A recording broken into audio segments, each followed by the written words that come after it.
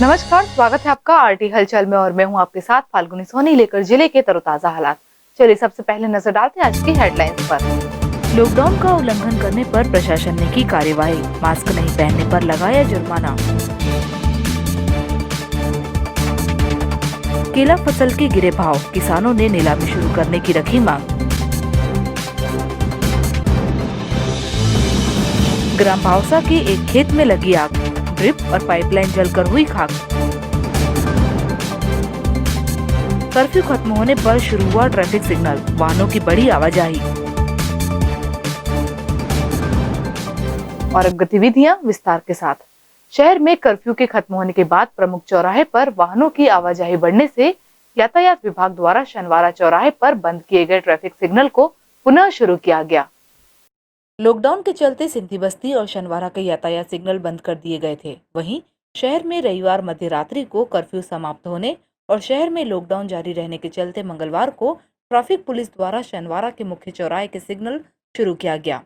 यातायात सूबेदार हेमंत पाटीदार ने बताया कि लॉकडाउन के चलते सिग्नल बंद कर दिए गए थे। छोटे वाहन और बड़े ट्रकों का आवागमन शुरू हो गया है और दुर्घटनाएं न हो, इसलिए शनिवारा चौराहे के सिग्नल शुरू कर दिए गए। गौरतलब है कि विगत दिनों सिंधी बस्ती चौराहे के सिग्नल का एक पोल टूट जाने से यह सिग्नल क्षतिग्रस्त हो गया था। बताया गया है कि निगम से चर्चा कर उसे रिपेयर कर सिंधी बस्ती चौराहे के भी सिग्नल शुरू कर दिए जाएंगे। लॉकडाउन के चलते सिग्नल बंद किए गए थे। अब क्योंकि छोटे वाहन और जो भारी ट्रक है उनका आवागमन शुरू हुआ है, तो दुर्घटना ना हो इसलिए शनिवारा चौराहे के सिग्नल्स चालू किए जा रहे हैं। साथ ही सिंधी बस्ती चौराहे पे एक पोल टूट गया था, तो उसके संबंध में भी निगम से चर्चा की गई है, उसको भी रिपेयर करवा के और जल्द वो भी चालू कर दिया जाएगा। मंगलवार को सिंधी बस्ती क्षेत्र में बिना मास्क लगाकर सड़कों पर घूमने वाले राहगीरों और वाहन चालकों के खिलाफ यातायात पुलिस और लालबाग पुलिस द्वारा कार्यवाही की गई। शहर में 31 मई की मध्य रात्रि को कर्फ्यू समाप्त होने के बाद 1 जून सोमवार को देर शाम सिंधी बस्ती चौराहे पर पुलिस ने बिना मास्क लगाए घूम रहे लोगों पर चालानी कार्यवाही की। सिंधी बस्ती चौराहे पर आवागमन कर रहे 2 पहिया वाहन चालकों को बिना मास्क पहने वाहन चलाते हुए पकड़े जाने पर उन पर चालानी कार्यवाही की गई। इस कार्यवाही में यातायात सूबेदार के साथ लालबाग पुलिस चौराहे पर तैनात रही और बिना मास्क लगाए घूमने कार्यवाही कर जुर्माना राशि वसूल की गई। जिला प्रशासन द्वारा सार्वजनिक जगहों पर मास्क को पहनना अनिवार्य कर दिया गया है। मंगलवार को मास्क नहीं पहनने पर नायब तहसीलदार द्वारा कार्यवाही कर जुर्माना वसूल किया गया। जिले में कोरोना संक्रमण की रोकथाम और लॉकडाउन के चलते कलेक्टर प्रवीण सिंह द्वारा बिना मास्क घूमने वाले लोगों पर चालानी कार्यवाही करने के निर्देश दिए गए। साथ ही थूकने पर प्रतिबंध लगा दिया गया है। इन आदेशों का उल्लंघन करते हुए सार्वजनिक जगहों पर थूकने पर ₹1000 के दंड और बिना मास्क के घूम रहे लोगों पर ₹100 का चालान बनाकर जुर्माना वसूलने के आदेश दिए गए हैं। मंगलवार को शिकारपुरा थाने के पास नायब तहसीलदार अनागरिका द्वारा लोगों पर कार्यवाही की गई। इस दौरान बिना मास्क लगाए घूम रहे लोगों पर चालानी कार्यवाही की गई। मंगलवार को की गई कार्यवाही में करीब ₹3500 का जुर्माना वसूल किया गया है। वहीं जिले में निर्देशों का पालन कराने और उल्लंघन करने वालों के खिलाफ कार्यवाही के लिए अलग अलग टीमें बनाई गई है, जो हर जगह पर चौराहे पर कार्यवाही कर रही है। मंगलवार को नौतपा की तेज गर्मी और धूप से शहरवासियों को राहत मिली। दरअसल दिन भर आसमान में बदली छाई रहने से तापमान का पारा गिर गया और मौसम में ठंडक आ गई।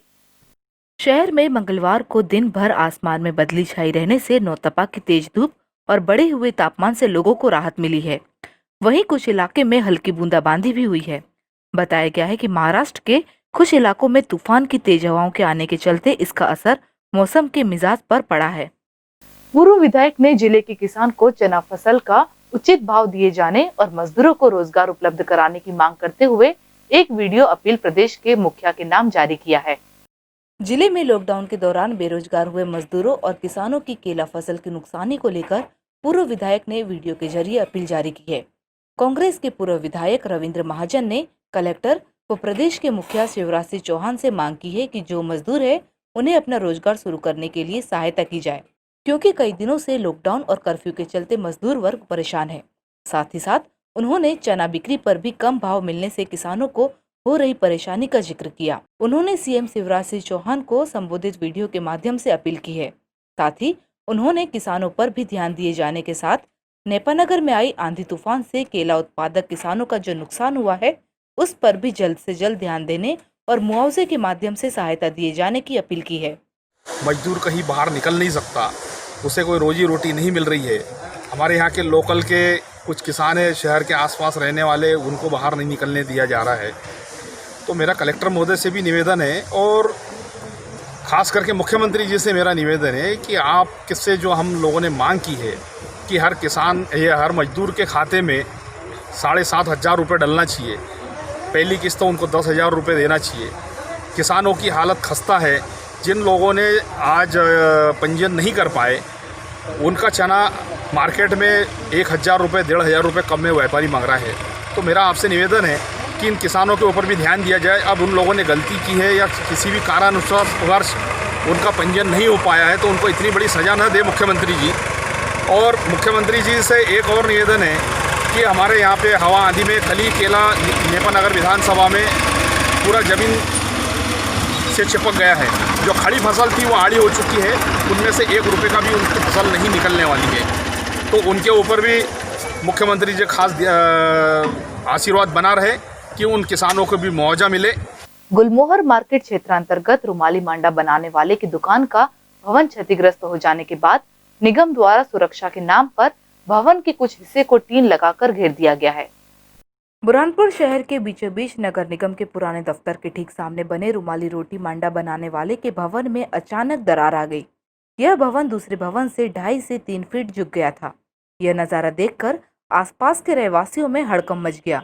अब नगर निगम क्षतिग्रस्त भवन की सुरक्षा के लिए सिर्फ बिल्डिंग के आसपास पत्थरों से बंद कर दिया गया है, लेकिन बिल्डिंग का एक हिस्सा झुकने से खतरनाक हो गया है।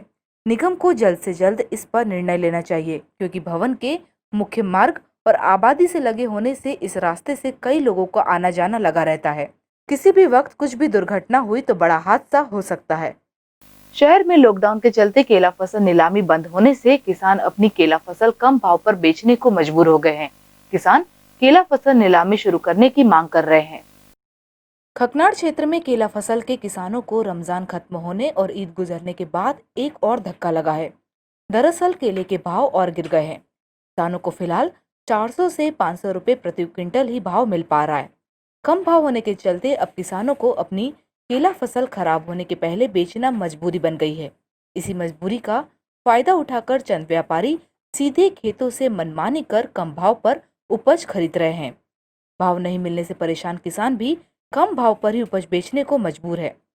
इसका कारण लॉकडाउन और कर्फ्यू के कारण बुरहानपुर में केला मंडी में नीलामी शुरू नहीं होना माना जा रहा है। इसका सीधा फायदा कुछ व्यापारी उठा रहे हैं। पिछले साल रमजान में केले के भाव 1500 से 2000 रुपये प्रति क्विंटल तक थे। इस साल भाव काफी कम मिल रहा है। किसानों ने मंडी में जल्द केला उपज की नीलामी शुरू करने की मांग की है।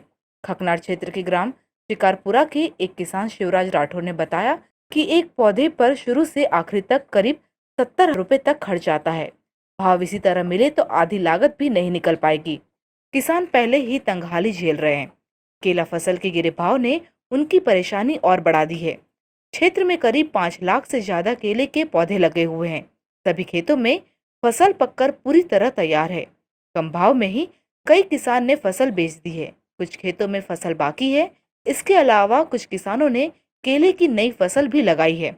वर्तमान स्थिति के लॉकडाउन के 2 महीने के चलते से हम देख रहे हैं कि 2 महीने में ही मध्यम वर्ग और एवं सभी जिनकी आर्थिक स्थिति का हमारे ऊपर क्या प्रभाव पड़ा है, सभी के आर्थिक हालात क्या बन चुके हैं। वहीं पर केला उत्पादक किसान 2 वर्ष से केले की फसल पर मार झेलता आ रहा है। पिछले वर्ष भीषण गर्मी और कम वर्षा के कारण हमारी केले की फसल पूरी तरह से जलकर नष्ट हो गई थी। जैसे तैसे कर्जा करके हमने नई फसल को आज यहाँ पर लाकर खड़ा किया है और आज की वर्तमान स्थिति में हमारे केले की फसल को 200 से 300 रुपये क्विंटल में बेचा जा रहा है, जो कि लागत की आधा भी मूल्य किसान को नहीं मिल पा रहा है। ऐसे में किसान दोहरी मार को 2 साल से कैसा वहन कर रहा है, वह उसकी आप बीती वहीं जान सकता है। मैं सरकार से निवेदन करता हूं, कृपया केला उत्पादक किसानों पर ध्यान देकर उनकी समस्याओं का समाधान करें। नेपानगर क्षेत्र के ग्राम सिविल में कथित रूप से एक आदिवासी का टपरा वन विभाग के अमले द्वारा जला दिए जाने पर जागृति आदिवासी संगठन ने ऐतराज जताया है।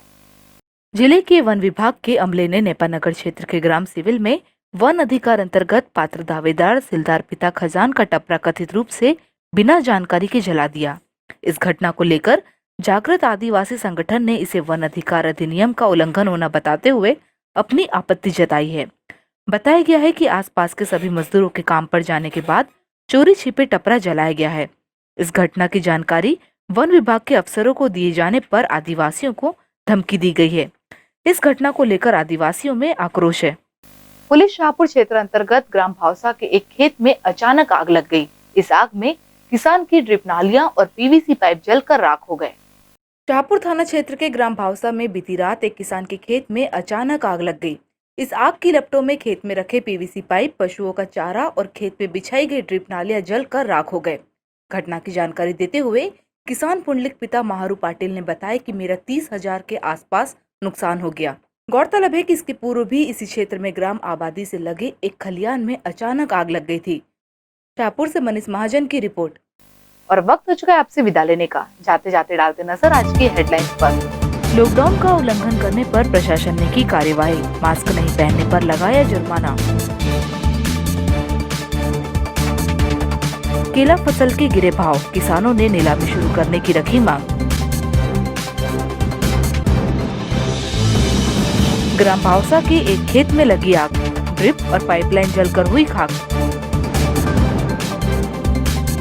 कर्फ्यू खत्म होने पर शुरू हुआ ट्रैफिक सिग्नल, वाहनों की बड़ी आवाजाही। तो कल फिर होगी आपसे मुलाकात जिले की ताजा गतिविधियों के साथ। तब तक के लिए आरटी हलचल की पूरी टीम और मुझे दीजिए इजाजत। नमस्कार।